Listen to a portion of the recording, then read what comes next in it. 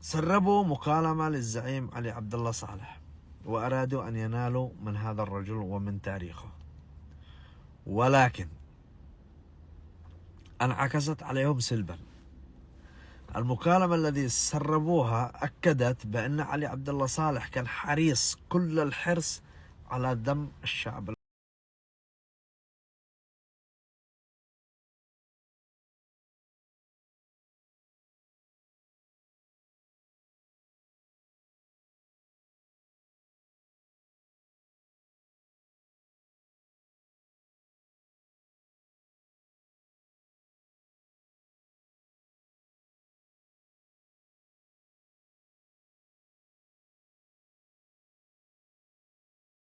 الأفلام الوثائقية بأنه هو وراء اغتيال الحمدي، وراء اغتيال الدولة اليمنية، وحاولوا تشويه تاريخ هذا الرجل كامل، ولكنهم فشلوا ولم يستطيعوا.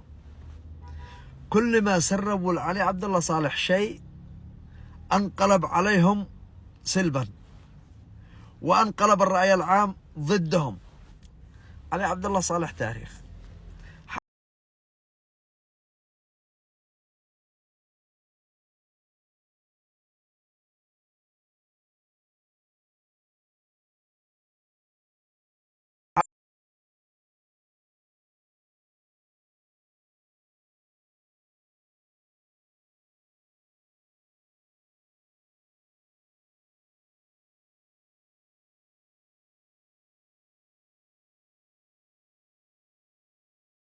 العالم لضرب بلده، رجل كان حكيم ورصين في كل شيء. رسالة الميليشيات الكهنوت: تسربوا مزيدا من هذه المقاطع الفيديوهات، فهي تخدمنا أكثر ما تخدمكم أنتم، بل تنعكس عليكم سلبا. ولن تنالوا من تاريخ علي عبد الله صالح، لا أنتم ولا الإخوان ولا ربعانكم أبدا.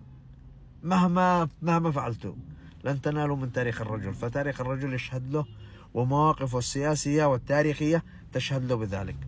ذهب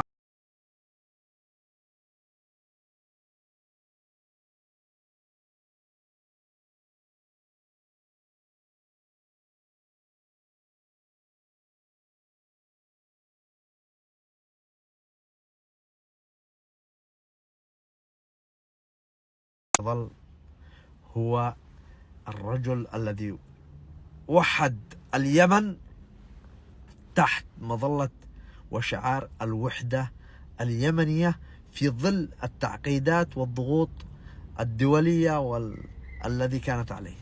علي عبد الله صالح تاريخ لا ينسى، فأنتم لعنة القرن. تحياتي.